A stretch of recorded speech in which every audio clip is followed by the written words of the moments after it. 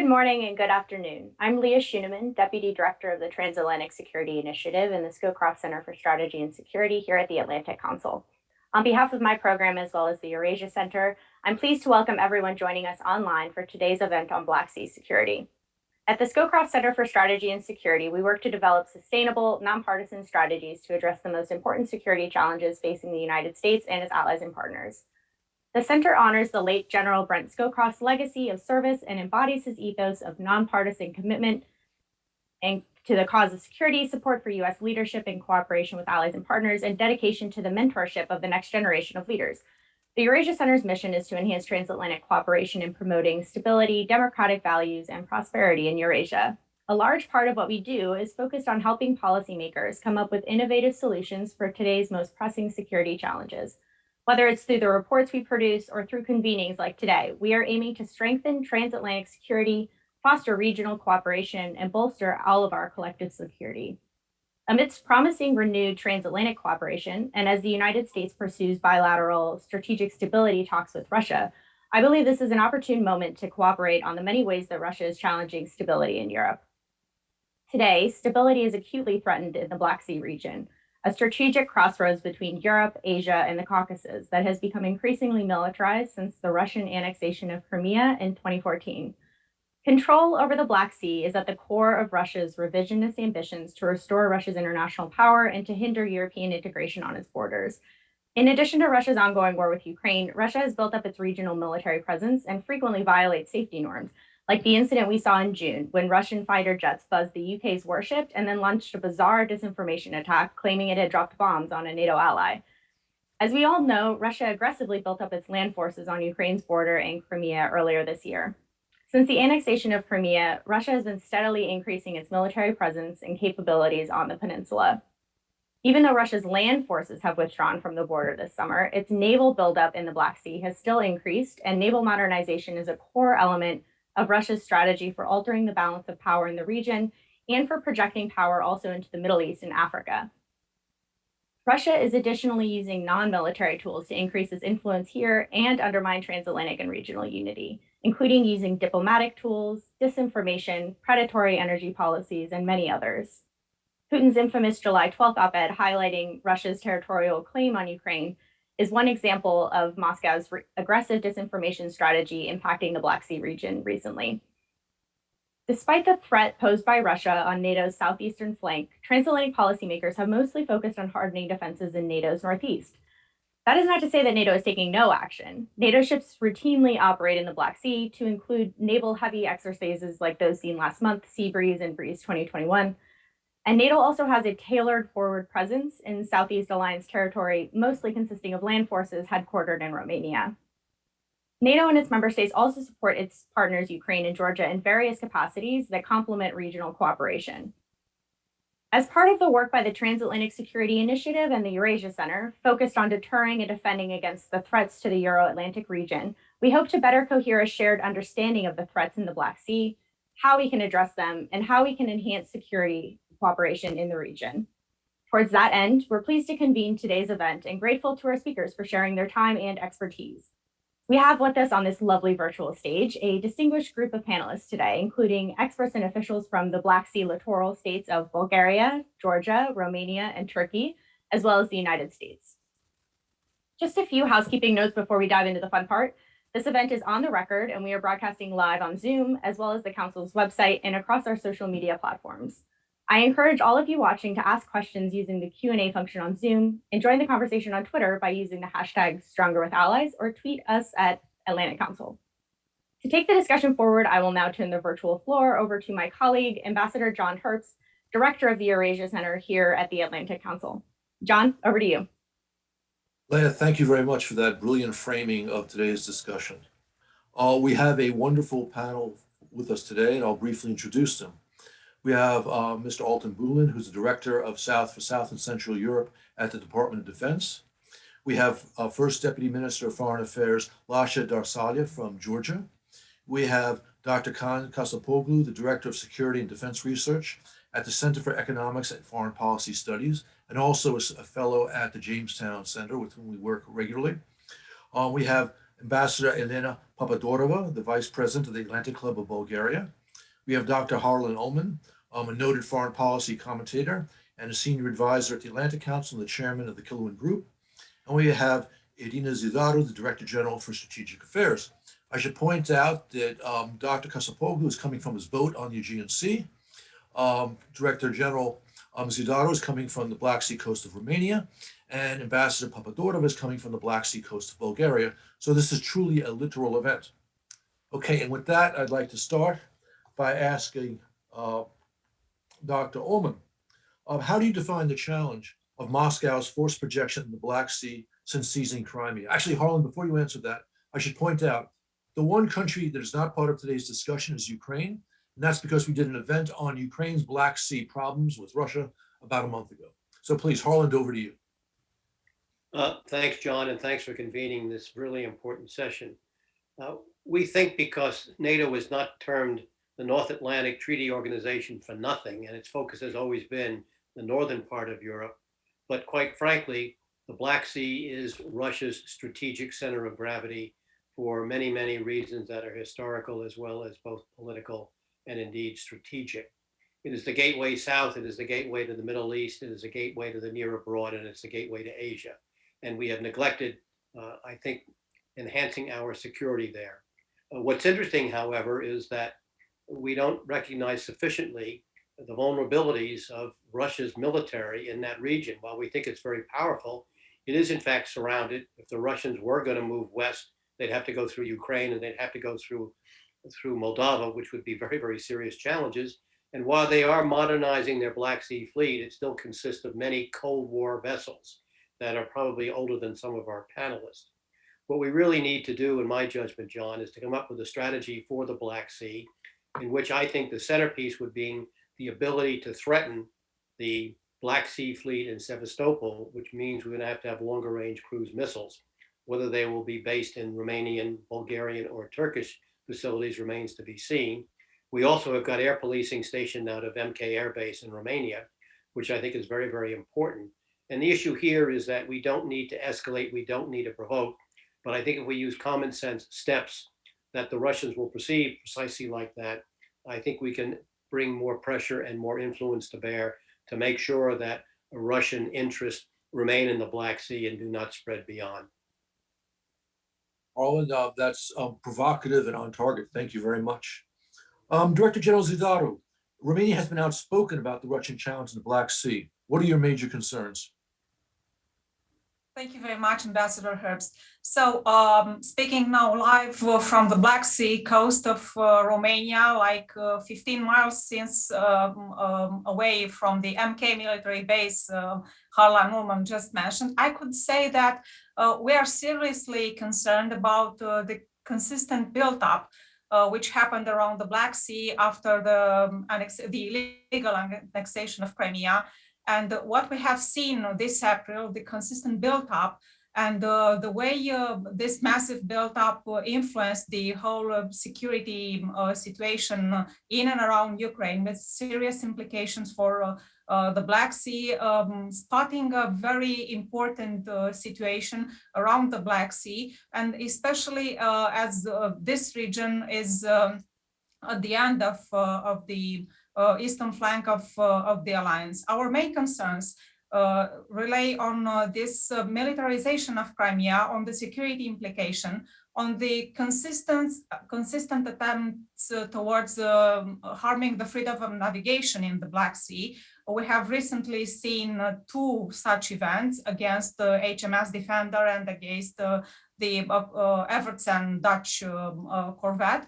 And also, we are seriously concerned about the hybrid tactics the Russian Federation is consistently employing in this area. We see the stability and the security of this area as being of utmost importance for the security of the alliance as a whole, because this has been shown a serious and consistent preoccupation of the Russian Federation. Our main concerns are related to the way this situation is influencing the projection of power of the Russian Federation towards the Mediterranean Sea and towards the eastern flank of NATO seen as a whole. I'm sorry. I think you may have lost your sound.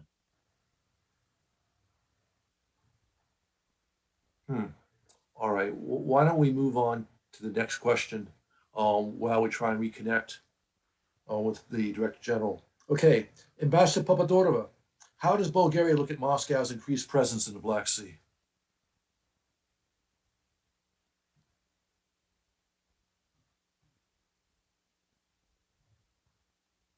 Can you hear me?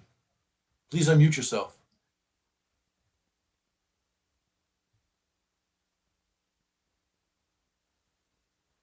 I did. Good. Can you hear me now? Yes. Thank Please. you. I was just saying, Ambassador Hertz, that this is a simple and easy question, which, however, elicits a complicated answer. Please. For me, as far as Bulgaria is concerned, for a number of reasons. Bulgaria has been traditionally cautious and regrettably oftentimes ambiguous regarding the Russian threat in the Black Sea region and even beyond. I'm sorry to say that there is practical, and I'll be giving you a very honest opinion now, which now being out of active duty, I will not stick to political correctness, but that will give you a more real picture of the situation as it is. So I was about to say that there is practically no solid domestic internal political consensus on this issue. And it represents a huge problem when time comes to practical decisions or actions. This problem is rooted back in history and in the way in which the facts of Bulgaria's liberation from Ottoman occupation have been consistently, very skillfully and manipulatively spun to the general public over decades, I would say over a century. I don't know how much you heard, but I'll repeat my last phrase. I was saying that while individual experts and politicians have been extremely vocal and outspoken about the growing risks to Bulgaria's national security as a result of an increasingly aggressive Russian behavior in a number of areas, and I'm not referring only to security and defense, but I would add here energy, real estate buyout. I must tell you that in the house I'm now residing on the Black Sea coast, right next to me, there is how do you call these? A fenced-off holiday village, which has the Russian flag there, next to, of course, a Bulgarian flag. But you can see these all over down on the Black Sea coast. What I'm trying to say that we see literally a claim of Russia of having stronger hold on Bulgaria than it should have. So I did mention real estate buyout, but I would say also the disinformation, espionage, our most, how should I put it, cumbersome modernization of the army, which has been going on for much too long. And finally, we got our first strategic purchase with not even a full batch, but half a batch of F-16s. So all of this adds up to a very complicated domestic process of decision making. So although we've had very many vocal people, vocal experts, Bulgarian governments have been, as a rule, rather shy about qualifying Russia as a national security. So I think we'll turn now to Dr. Kasapoglu. Historically, Russia and Turkey have been the two principal powers vying for dominance in the Black Sea. But in recent years, we've seen periods of cooperation and competition between Ankara and Moscow. So is Ankara concerned about Moscow's buildup in the Black Sea? Thank you, Mr. Ambassador. Well, I think that's a great question to start with, especially when it comes to Turkish-Russian strategic relations with ups and downs, because we see a lot of compartmentalization between cooperation and conflict in Turkish-Russian relations and the state of the nature of these relations. To be very striking, what we are talking about is the very first NATO nation that downed a Russian aircraft in the aftermath of the Cold War. And that same nation within 3 years became the first NATO nation that procured a Russian strategic SAM system in the aftermath of the illegal annexation of Crimea. It is the first NATO nation that had Azerbaijan against Russia-backed Armenia. And from my standpoint, it was the perfect moment of de-Sovietization of Azerbaijan. It is the one and only NATO nation that took out an important proportion of northern deployments of the the Arabic-speaking Red Army, the Syrian Arab Army. Again, another Russia-backed satellite of Moscow, but it is also the only NATO nation that came under the Kaatsa sanctions by the United States because of its procurement of Russian S-400 systems. So we have a lot of dichotomies in Turkish-Russian relations that cannot be easily expressed or understood by reducing everything into the simpler stance. But just to go with the flow of the first round, to keep it in a nutshell and to keep it, I think, the best way precise, there are three factors that would contribute to Turkish strategic thinking. One, the Russian intervention in Syria is enhanced, facilitated, and enabled by the Russian Black Sea Fleet. The Russians built an arc of steel all the way extending from the illegally annexed Crimean Black Sea Fleet HQ all the way down to Tartus. And I think some Turkish strategists see that there is no Mediterranean escadra of the Soviet Empire anymore, but it is the Black Sea Fleet of the Russians that are maybe never be closer back through the history to their strategic aim of projecting power from the Black Sea all the way to the Mediterranean, and it is detrimental to Turkish strategic calculus. The second thing is the Turkish hesitancy, or some part of Turkish statecraft hesitancy, let's say, on the US calculus as to the Black Sea, that pertains to the idea of having more NATO presence in the Black Sea, more American involvement in the Black Sea would make Turkey snatched up in a great power competition game between the Russian Federation and the Western camp led by the United States, which would turn Turkey into a battleground. Actually, that is something interesting because that was something that I heard when I was in the Baltics, that some skeptics of the aggressive politics vis-a-vis Russia in the Baltics told me that their main fear was to be turned into a battleground between the West and the Russian Federation, because either way, whoever the winner would be, the battleground will be the Baltics. And I think Turkey perceives utmost threat from turning the Black Sea or pursuing policies that would turn the Black Sea into a geopolitical flashpoint and a battleground between East and the West. And the last point, and I'm gonna leave it here, is that the Gerasimov's sensational announcement as to the change of military balance in the Black Sea is, I think, a threshold for many Turkish strategists as well, because in recent years,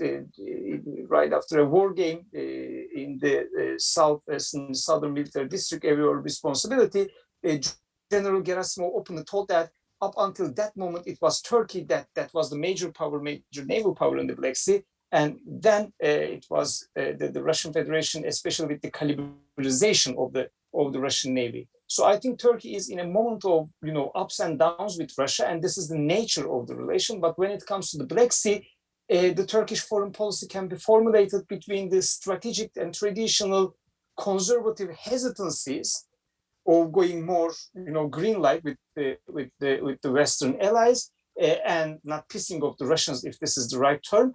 But also on the other side of the coin, I think with the Gerasimov-Shoigu military leadership and the Slovakia in the Kremlin, with the Russian intervention in Syria, I think it is at least to some of the Turkish strategic community, it is clear that it is not only Russian threat perceptions by the NATO enlargements, but also greater plans in the eyes of the Russian elite that goes well beyond defending the homeland, but extends to the Russian imperialistic power projection in the Turkish hinterland, actually.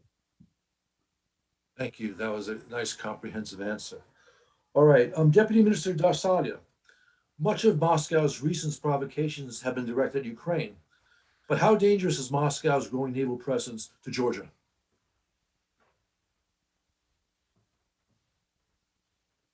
Thank you, Ambassador. Well, before I start, I really want to tell you that I'm in Western Georgia in a small village where I was meeting the IDP community, and these villagers offered me this room generously. You can see the flags behind on a wall. It was not specially hanged for this meeting. The room was already like this, so it shows the general attitude even of not only of the small village but of the whole Georgian community to the outside world generally. And I really wanted to highlight this. But regarding the question, thank you one more time for the opportunity to share with you our vision regarding the ways to enhance the Black Sea security. Of course, we are extremely concerned with Russia's growing military presence in the South Caucasus and the Black Sea region. Over the last 2 decades, we have been witnessing Russia step-by-step implementing its overarching strategy aimed at expanding its exclusive free sphere of influence in the region, which Russia claims as its own backyard and wants to extort from the West the recognition of this illegally constructed so-called new reality. Invasion of Georgia in 2008, subsequent occupation and extensive military buildup in Georgia's occupied regions, annexation of Crimea in 2014, and destabilization of Ukraine's east, as well as Russia's hybrid warfare and countless provocations in the neighborhood are all essential parts of the destructive strategy.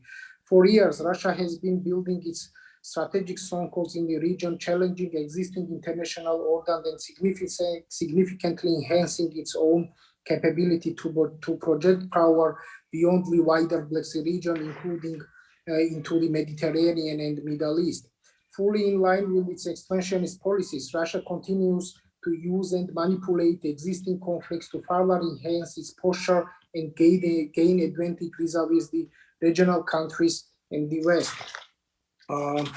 Russia's most recent gains in the region include enhanced military presence in South Caucasus following the recent war between Armenia and Azerbaijan. Ironically, the only power interested in escalation and using the conflicts for its own advantage assumes the role of peacekeeper, which in reality means more Russian boots on the ground, limited Western engagement, and Russia's increased military presence and potential growing political and economical influence in a region. The main question to ask is what we can do together with our American and NATO partners to deter Russia's further aggression and expansion and reverse this dangerous trend in a region.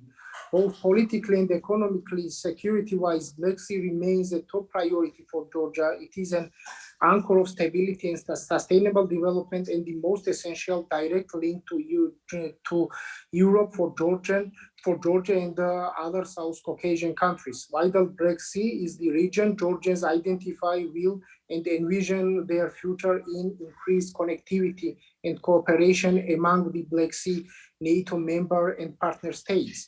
Without effective deterrence, we may soon face the reality that Russia has already tested in 2019 and 20, nearly blocking extensive navigation areas of the Black Sea for Georgian and other littoral states under the pretext of naval exercises. In fact, Georgia remains the only country in the region still firmly resisting Russia's continuous pressure and coercion and irreversibly following the NATO path.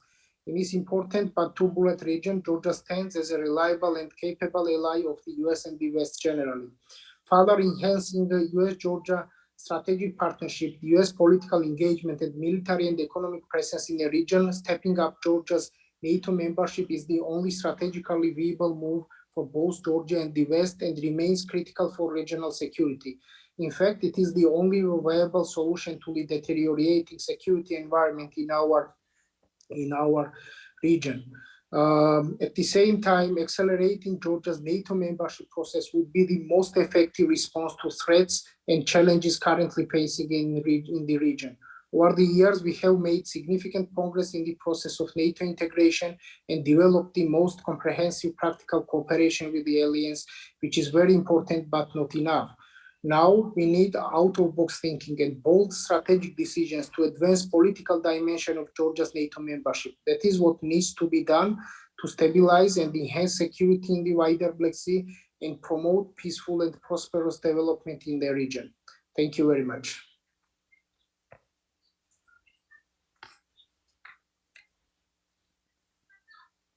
Thank you, Mr. Minister. I'd now like to give a chance to Mr. Bulan.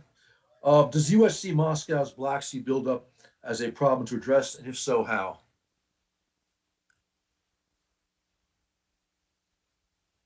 Good morning, Ambassador, and thank you for the opportunity to join today. Greetings from the Pentagon. I'm certainly envious of Dr. Kasapoğlu and his Aegean setting, but we're also thinking of our friends in Turkey, Greece, and elsewhere in the region who are facing the wildfires this week, and certainly paying close attention to that situation.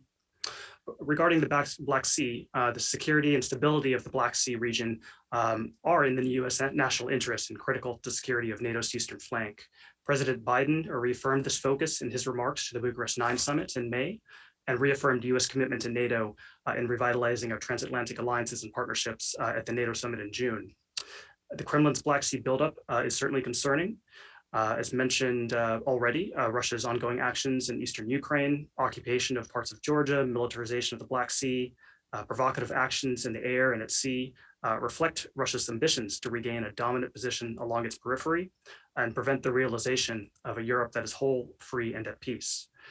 Furthermore, Russia's purported annexation of Crimea could be used as a force projection platform to extend its forces further into the Mediterranean and North Africa, as we've also seen over the past year or so. So I'd describe our approach to the Black Sea as comprising 3 overlapping efforts. The first is the alliance effort, where NATO remains strongly committed to Black Sea security. NATO vessels routinely operate in the Black Sea, consistent with international law.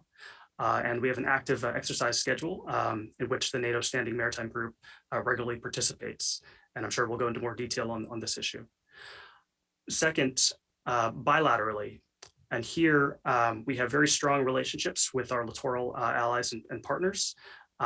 Just in the past year, my office has helped negotiate 2 10-year defense cooperation roadmaps, each with Bulgaria and Romania. We continue efforts to build capacity of Ukraine's forces to defend Ukraine from more effectively and to institute critical defense sector reforms.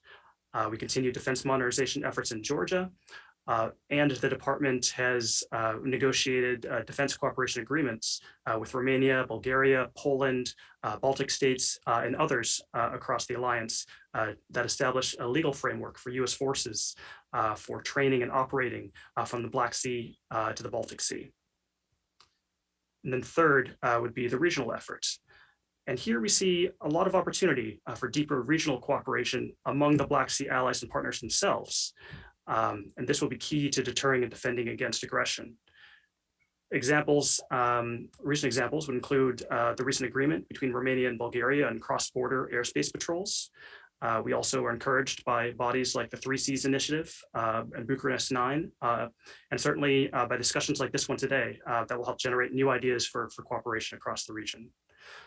And then finally, in addition to the threat from Russia, we still face a global pandemic, and we're also heartened by the cooperation we've seen on COVID assistance across the region, across the alliance. And I'd be remiss not to mention the role of the Euro-Atlantic Disaster Response Coordination Center, NATO Heavy Airlift Wing Strategic Airlift Capability, and bilateral efforts such as Romania's deployment of medical personnel to its state partner Alabama during the pandemic last year.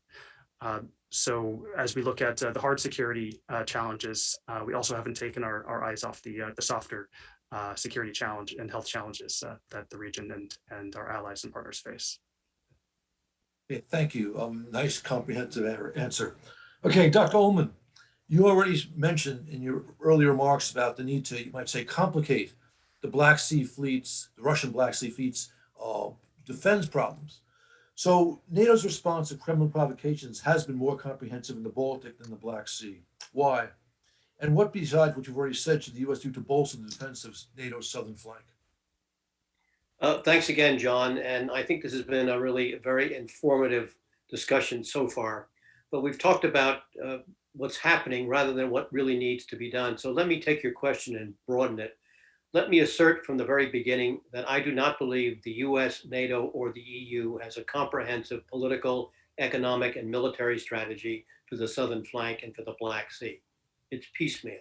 We're doing more exercises, we're doing more air policing, we're doing agreements to transfer arms. But the fact of the matter is we don't have a comprehensive strategy. I think the strategy should have three parts. And let me start with the economic, which may be the most important. If we can dredge the Danube to say 3 or 4 meters and make Constanta into an even more viable seaport, which then will have access across the Black Sea to Georgia and open up all the routes east, that could be a really very, very strong benefit to the region. And I think it's something that the 3 Cs are trying to do, but it's something I think because some of the funds are already available. Second, in terms of the political and military, I've been arguing for a long time for a Porcupine Defense. Now, as I said earlier, the reason we focused on the northern part and the northern flank and the central flank is because NATO was not called the North Atlantic Treaty Organization for nothing. During the Cold War, we were fixated on potential attacks from the Soviet Union through the Fulda Gap and the Kola Peninsula, which was really the basis for the Northern Fleet and their strategic nuclear forces. And we continue that emphasis largely because Poland, Germany, and our bigger allies are situated in that part of the world. But a Porcupine Defense has several elements. First of all, it would put in place defenses which are lower cost, but are also more designed to deny the Russians any opportunity. It would be largely consistent of drones, which are inexpensive, and the Turks have really shown how drones can be used, missiles, mines, and most importantly, electronic deception, disinformation, and misinformation devices. We have to deal a lot more with Russian active measures, which I would argue are probably more difficult and indeed more damaging right now than their military forces. And I think by proceeding with a Porcupine-like defense, this would really demonstrate in a defensive way that the alliance is far more serious about what needs to be done in that particular region. And I think we also have to engage. I have argued, possibly with tongue in cheek, that we might suggest revising the Montreux Convention of 1936. I understand the Turkish reaction, but countries that were signatories to it, the Soviet Union, are gone, and countries that were not, namely Georgia and Ukraine, are. And so I think if we even began the idea of discussing the Montreux Convention, which limits warships from non-riparian states to 20 days at most and only 2 at a time, if we even start discussing that, I think that's going to get a reaction, and that might lead to some kind of negotiation, which could ultimately end up with a Minsk III, because the idea here is how do you then reduce tensions in Ukraine? Because if we can do that, then we're going to relax a lot of the issues that are really consuming us in the Black Sea. And so the target ultimately in this regard would be to focus on Ukraine to see if we can get some kind of an agreement that's suitable to all concerned. And one of the mechanisms is going to be diplomatic. And therefore, I think even raising the subject of the Montreux Convention, and in addition, moving more towards a Porcupine Defense, I think can enhance our diplomatic potential, indeed, of resolving the issue in Ukraine, which to me, it seems to be the most important one at this stage. Harlan, thank you. That's terrific. I'm going to jump out of the order at the moment to give Dr. Kasapoglu a chance to respond to your idea of talking about revising or having a conversation about revising the Montreux Convention. How do you think that would be viewed in Ankara? Thank you, Mr. Ambassador. Actually, I was expecting that after the emphasis to Montreux. I like out of the box and thought-provocative questions, and I'm a think tanker, so my job is to be flexible as to any kind of exercises, analytical exercises like that. But let me give you a snapshot from Ankara and how it's going to resonate with the Turkish statecraft, if you like, any attempts to revise Montreux. I think it would be taken with more than hesitancy, but or a grain of salt. I think it would not resonate very well with any ruling circles. Ankara. I don't mean the officials that are in office right now, but the traditional Turkish approach vis-a-vis Montreux is that the Montreux Convention is one of the biggest gains of the Republic.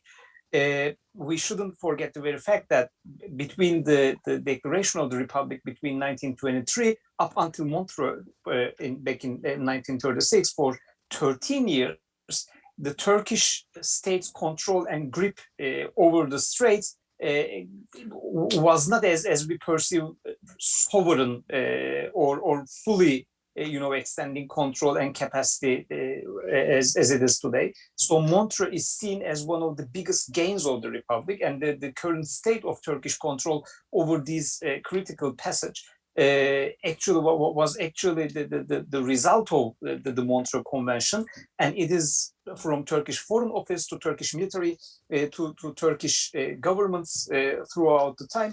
It is perceived, the Montreux Convention is perceived as one of the biggest gains of the Atatürk era. That's the first thing. The second thing would be a practical reaction from the Turkish Navy to anyone who proposed any revising Montreux Convention, because within the Montreux Convention, I'm not go into details right now, but within the Montreux Convention, third parties like the United States, like other NATO allies that are not literal to the Black Sea, have some limits that they can fulfill as to the displacement of the warships, as to the days that can sustain in the Black Sea, so on, so on. But a practical answer from the Turkish Navy right now, if you ask any Turkish admiral, would be the American Navy, for instance. They didn't even fulfill their limits, and within a year, typically, NATO activity would go between 10% to the 20% of the Montreux limits, and there is the remaining 80% to fulfill. And it is not operating, the NATO allies are not even operating, I mean, the not literal ones are not operating in their full capacity when it comes to Montreux. The third thing that a Turkish Navy officer would, I think, give to you as an answer would be Montreux is not only limiting the outsiders in the Black Sea, but also the Russian Federation and the Russian Navy. Because practically speaking, the Russian submarine operations right now, for instance, from the Black Sea headquarters and the Black Sea dockyards all the way to Tartus, and back to the Black Sea again, and back to their combat missions to Tartus, is an open violation of the Montreux Convention. But still we are silent about that. I also criticize the Turkish admiralty in this silence too. Whenever it comes from the United States, any revision attempts or ideas as to the Montreux, we are so vigilant. But this is a self-criticism of the Turkish elite as well. When it comes from the Russian submarines, we actually tend to keep a blind eye about that. But is Montreux, giving a black check, or revising Montreux would give a black check to the West, or would it also lift all the limitations on the Russian Navy? It's also a good question to think about, I think. And very last point. And again, like as a think tanker, to convey the point of view in Ankara, when a Turkish ambassador, a Turkish admiral or general, or a Turkish member of the government hears the idea of NATO presence in the Black Sea, or we need more NATO presence in the Black Sea, the practical answer would be you have one of the strongest navy of the NATO alliance, the Turkish Navy, already operating in the Black Sea with full cooperation with NATO allies. And why do you need more NATO presence, or what do you mean by NATO presence in the Black Sea? These, I don't want to sing the official song here, but if you rephrase the question, how would the idea of revising Montreux resonate in Ankara? These four major points would be the objections or the caveats that any Turkish official would voice. Thank you very much. And I know we kind of put you on the spot there, but that was a very useful response. John, could I ask a very brief question? Because I think go that ahead. it seems to me, and I've argued this before, the Montreux Convention is in contradiction to Article 5. Supposing there's a crisis, how does NATO reinforce through the Bosphorus? And I think that's a question that should not looked at idly. And quite frankly, while the Turkish Navy is indeed a powerful Navy in the region, the United States Navy is far more powerful, obviously. No, but the Montreux Convention regulations as to the peacetime and wartime, and especially by wartime that Turkey would directly involve, are two different beasts, actually. So if Turkey engages in an Article 5 situation with the Russian Federation in the Black Sea, and if it necessitates an allied buildup in the area of action, then the regulations by the Montreux Convention would not be the same with the peacetime establishment and the peacetime regulations. So what we are talking about here are two different situations. An Article 5 situation pertaining to a Turkish-Russian crisis with a flashpoint in the Black Sea would not be bounded by the Montreux Convention's peacetime regulations. Thank you. Director General Zidaro, what would Romania like to see NATO do to enhance security in the Black Sea?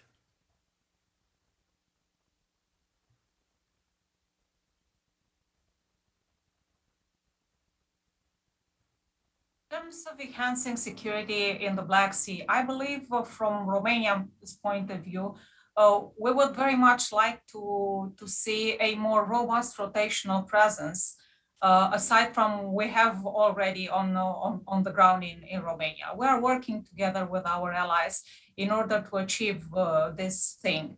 We believe that a more enhanced rotational presence on Black Sea shores, it will be beneficial for the alliance as a whole and for demonstrating the unity and the added value of the three allies on the Black Sea shores: Romania, Bulgaria, and of course Turkey, which is a very important ally at the Black Sea coast, and whose participation and contribution to the security dates back in the 1952. I would also like to say that from our point of view, we have a consistent presence on the ground in Romania, and we are working in order to demonstrate the added value in the. I'm sorry, I have sort of an echo.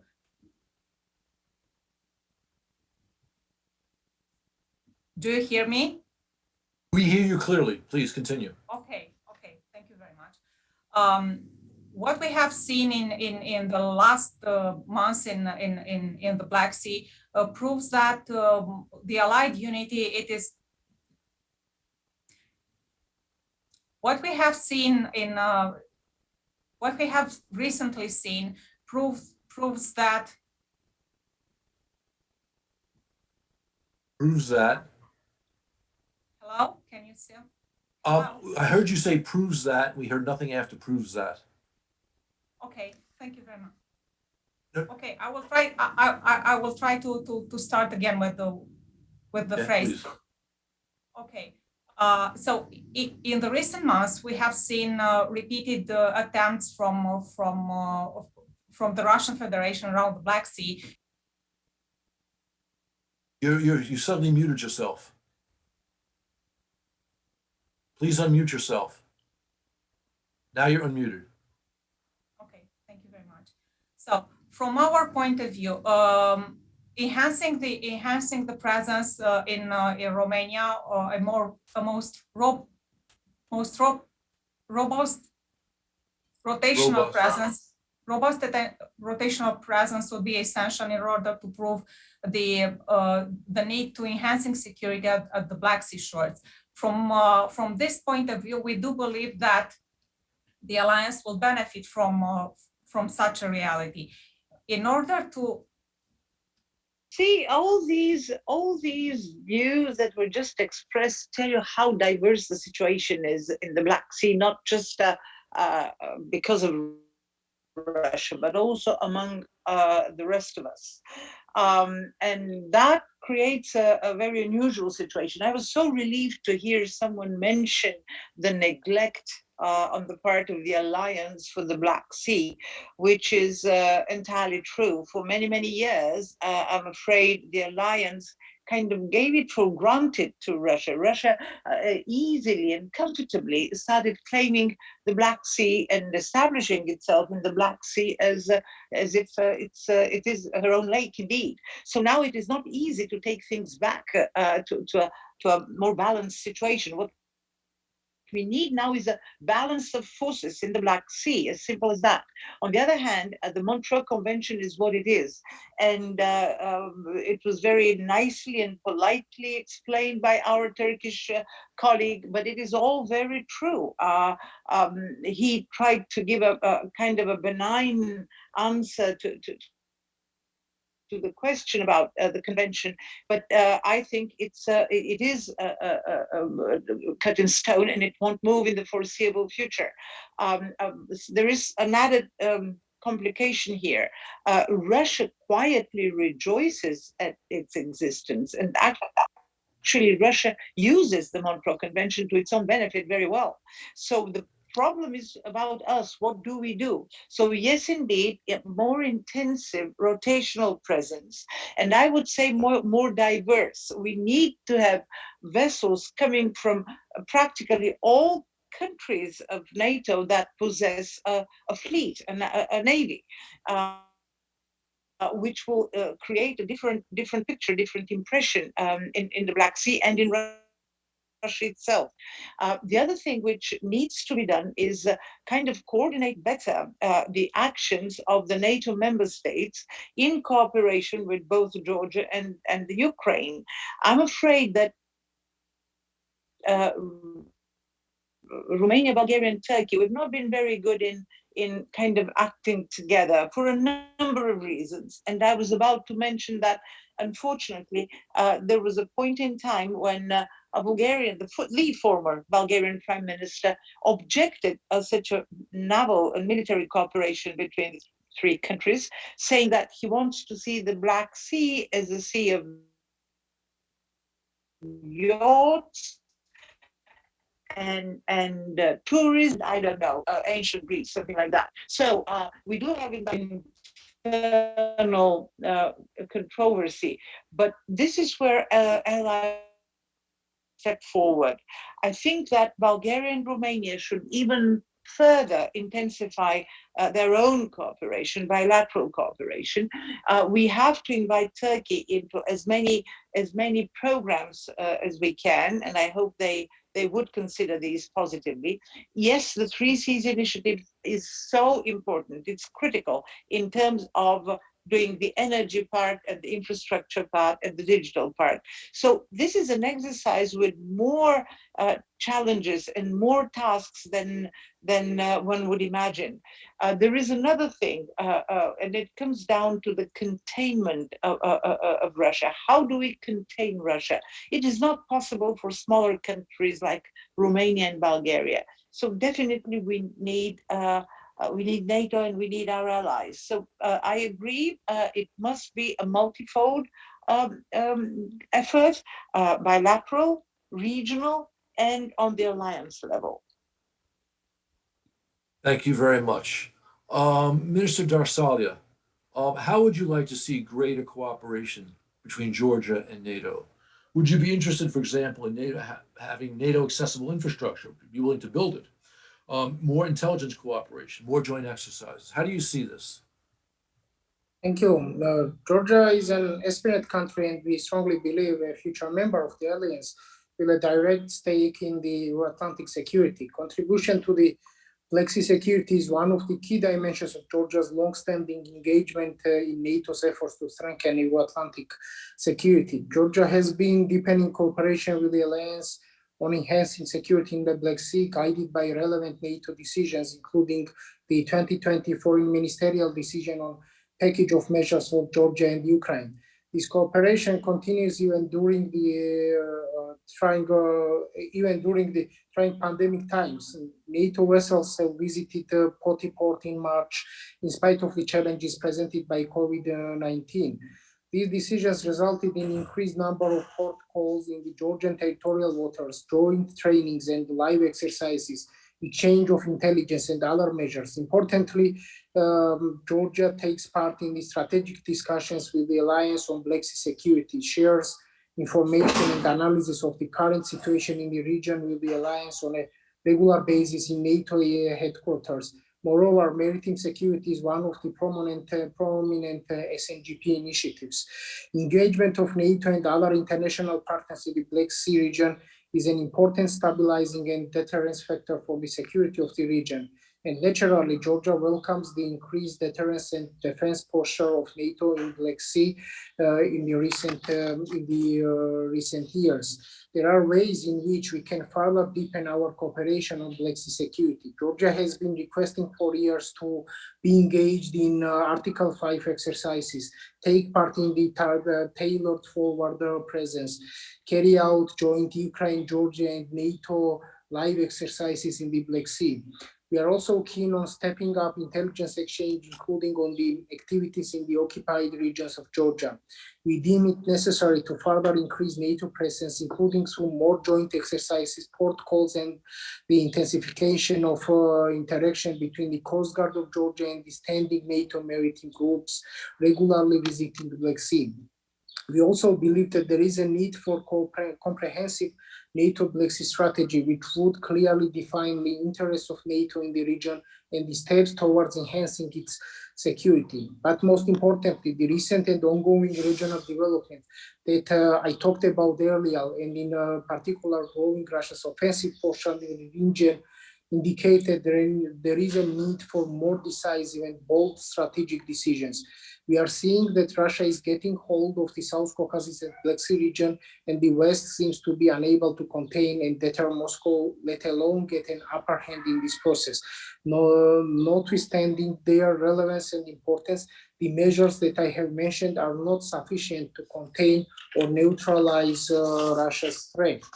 One might argue that, in fact, stepping up NATO's engagement in the region without offering a meaningful roadmap of the promised membership to Georgia or Ukraine is endangering all the achievements that these countries have had so far in the integration process, as Russia continues to destabilize them through hybrid warfare methods and through manipulation of the unresolved conflicts.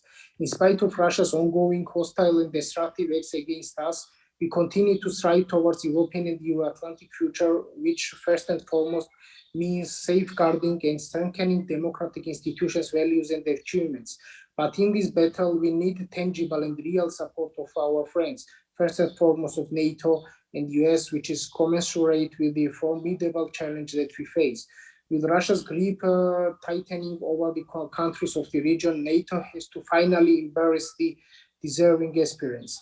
It is time for bold decisions. Georgia has to be offered membership. The NATO membership of Georgia will not only ensure the security and democratic development of the country, but it is the only remedy for stabilizing the Caucasus and the Black Sea region, with an ensuing benefit for the large Euro-Atlantic security.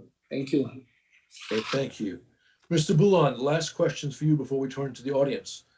You've already talked about the tripartite strategy or approach of the United States to beefing up security in the Black Sea region. Do you think NATO should take steps to complicate Kremlin provocations against Ukraine and Georgia? Thank you. Well, the alliance remains strongly committed to Black Sea security, and our force posture from the alliance and from the United States is very key to deterring Russian aggression.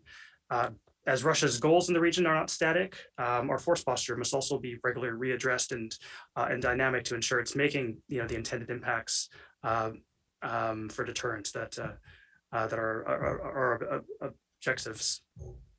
I'd say since 2014, NATO has increasingly focused on security of the region, enhanced its presence in the Black Sea. One thing we've done is routinely operate ships in the Black Sea, again consistent with international law. Usually patrolling the waters for around 2/3 of the years as an alliance. For the United States, I think the past data for the past couple of years on our ship presence is something around 90 to 100 days on average per year. And I believe we're also on track for that this year as well. So there certainly can be more that NATO can do to enhance its presence, but we've made a lot of steps and made a lot of progress in the past several years to increase that rotational presence. I mentioned exercises earlier, and NATO nations participate in major exercises such as Sea Breeze, co-hosted by the Ukraine and the United States. National exercises like Breeze 2021, the Thracian series of exercises, and it also highlights the deployment of U.S. fighter aircraft to support Bulgarian air policing late last year, as another example of a more dynamic force presence in the region. Regarding Ukraine and Georgia specifically, Of course, at the 2021 NATO summit, President Biden joined all of the allies in reaffirming the 2008 NATO summit declaration that Ukraine and Georgia will join the alliance. And we've continued a strong commitment to providing political and practical support to Ukraine and Georgia, which sends a message both to our partners, but also to our potential adversaries. Ukraine and Georgia have, of course, been granted enhanced opportunities partner status. And this aims to maintain and deepen cooperation between allies and partners. And we have dedicated forums for engaging NATO and our partners via the NATO Ukraine and NATO Georgia commissions. We continue capacity building programs such as the Comprehensive Assistance Package for Ukraine and the substantial NATO Georgia package to further demonstrate NATO's practical support. And we urge all of our allies and partners to enhance their support for Ukraine and Georgia. So I'd note it's not just about the the quantity of assistance or the quantity of our presence, but also the quality of the assistance and the capabilities that we're bringing into the region, and we're also fostering with our close partners, Ukraine and Georgia. And I think an important element of this is, of course, particularly defense reform and modernization efforts, and ability and strengthening the resilience of our partners and allies in the region to resist, again, not just the hard security threats, but the full spectrum of hybrid and gray zone threats that exist in the region. Thank you very much. All right, we're turning to audience questions. The first one is from Deborah Kagan. Do the panels believe that as a sign of unity and opposition to Russia's Black Sea violations of freedom of navigation and the illegal annexation of Crimea, countries should support sanctions or other punishments against any nation or company that uses the illegally occupied Crimean ports or purchases goods and resources sold by Russia derived from Crimea, or for that matter, Donbass? Anyone want to take this question? A provocative one, to be sure. Lasha, go ahead, please. Minister Darsalia.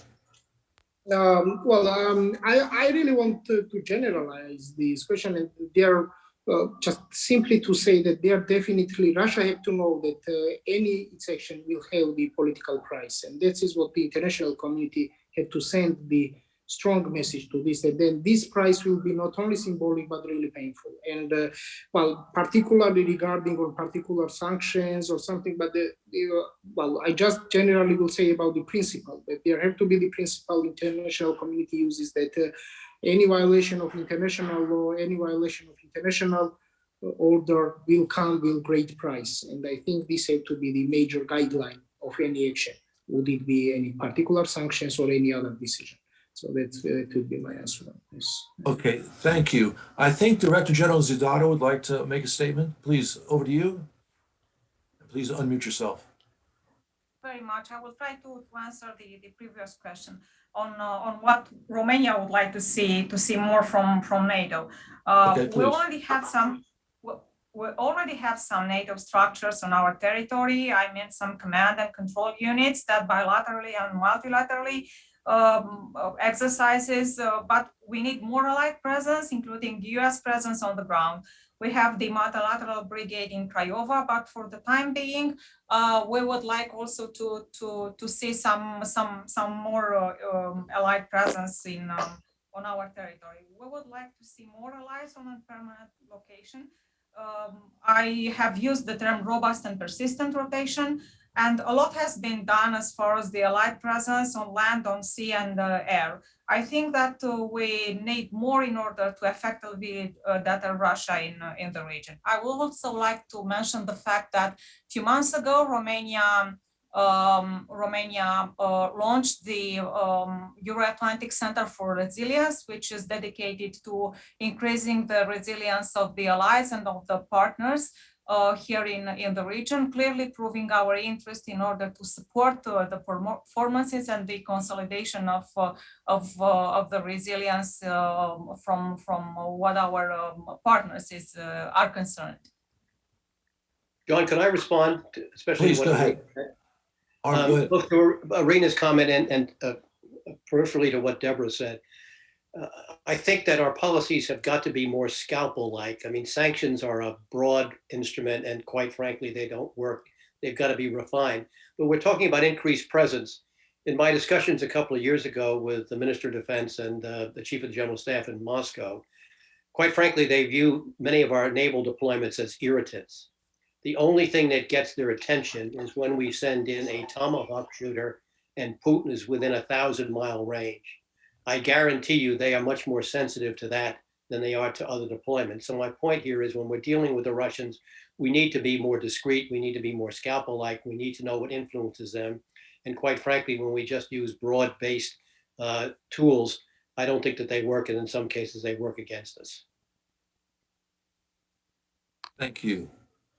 We have a question from Dan Freed. He says, I've heard concerns that the Russians could attempt to cut Ukrainian access to the Black Sea by seizing Snake or Serpent Island, or otherwise following the earlier playbook in the Sea of Azov.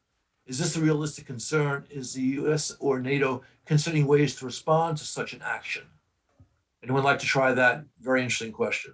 John, I think that Dan is referring to my column last week is Ukraine, Putin's Taiwan. Right. And I've come up with a scenario. I believe if you read Putin's 5,000-word statement that he put out last month, something is going to happen in Ukraine, either in late summer, early fall. And quite frankly, seizing Serpent Island may not sound as foolish as it might be. Serpent Island, for those of you who don't know, is a tiny little island about 20 miles off the mouth of the Danube that belongs to Ukraine. It has about 100 people on it.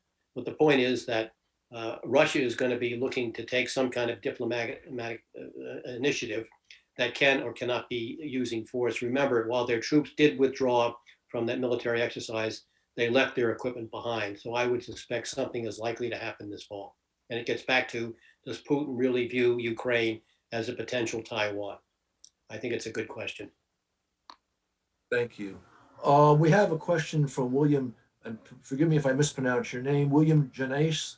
How effective has the Three Seas Initiative been to stabilize the region and more firmly anchor it in the West and impeding Russian influence in the region? And we have a question, which is, I say, related to that from Dick Morningstar, which asks about how is security in the Black Sea region related to security in the Eastern Med? Anyone want to try these two questions together? I might have a try. Please go ahead, Ambassador Hertz. Papadoreou. This is Elena Please. Papadoreou. Right. Also because I've been engaged with the Three Seas Initiative for a while, and during Bulgaria's hosting the last summit. Well, I would say that it changes the perspective. And this is why Russia is nervous about the Three Seas Initiative. Also, they pro-Russia groups, especially in Bulgaria, were extremely negative towards the whole thing and towards Bulgaria hosting it. And they were even predicting a hot war with Russia over the Three Seas Initiative, which means that we must have hit a strong button, a good button.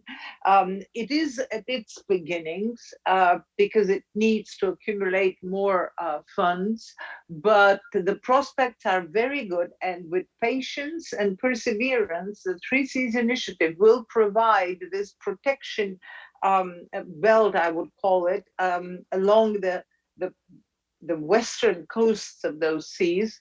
That will be an additional barrier towards Russia's aggressiveness. So I do place a lot of faith in the Three Seas Initiative. And thank you to America, because without this American support, which is both political and psychological, I would say, and financial, this initiative would not have taken off.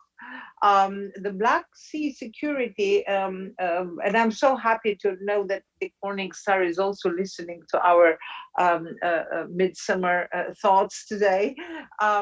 It is, I think it does play a role, and it does have an effect. To the extent to which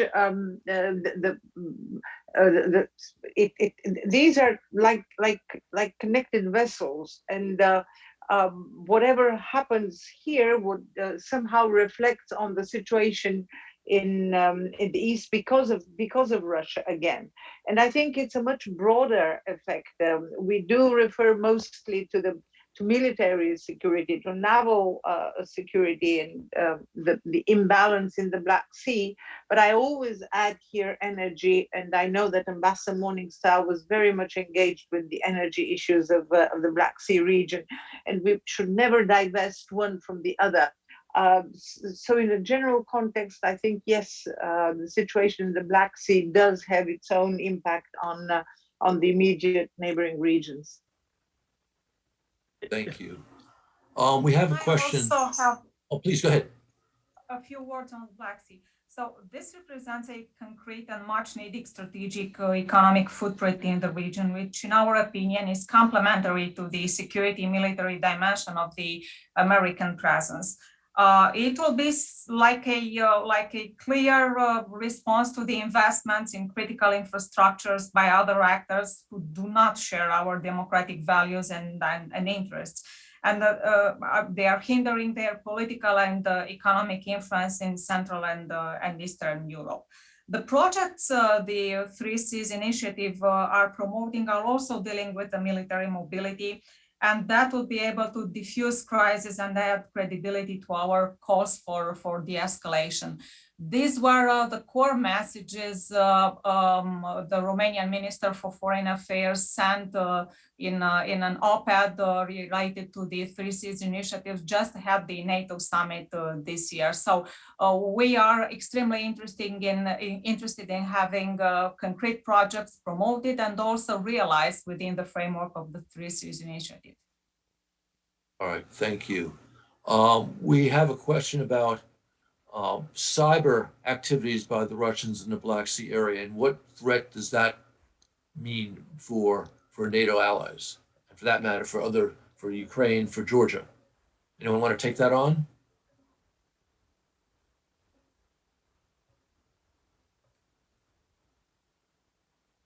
John, if Please, Harlan, and then Minister Darsalia, please.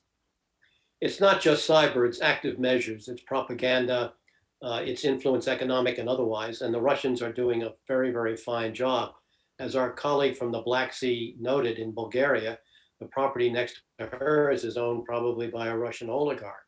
And so we cannot fail to identify and understand that the Russians are using all means, and they've been very, very good at it. And unfortunately, too often we depend upon the military tool, when in fact our strategy has to be far more based on other issues to deal with these active measures, of which cyber and disinformation are among them. Okay, thank you. Minister Darsalia, we know Georgia has been a major target of Russian activities. Yes, unfortunately. Well, I basically wanted to say that it's not only cyber, but it's part of the wider measures, wider hybrid measures against Georgia. And basically what I want to say is that normally what Russians use is the weaknesses we have. They don't really invent some new things, but they try to use the weaknesses we have. And it's not only about cyber, but it is about generally when we talk about the hybrid operations against Georgia or any other countries. And solution to this is to increase resilience. One of the key is the cooperation of like-minded nations in this. And no any country alone, when we talk about cyber or any other of that type of attacks, no country alone is possible to deter it. It really needs strong cooperation and build the strong cooperation ties between the like-minded countries to deter it. And maybe not only with NATO allies, but between the countries who are mostly targeted as well, between Georgia and Ukraine, other countries of the Black Sea, and so on. So this would be, I think, one of the first steps which have to be undertaken. Thank you very much for that. I think that is the final word. We are now at the witching hour. It's 11:15. I'd like to thank all of our panelists for joining us. I apologize to the audience for some of the audio problems that we had. I think we had a wonderful conversation. And I can just tell you that the Black Sea region is very important. It is very much on the policy agenda. And the Atlantic Council and others in Washington will be doing much more work on this in the months to come. So thank you all for tuning in, and we'll be back.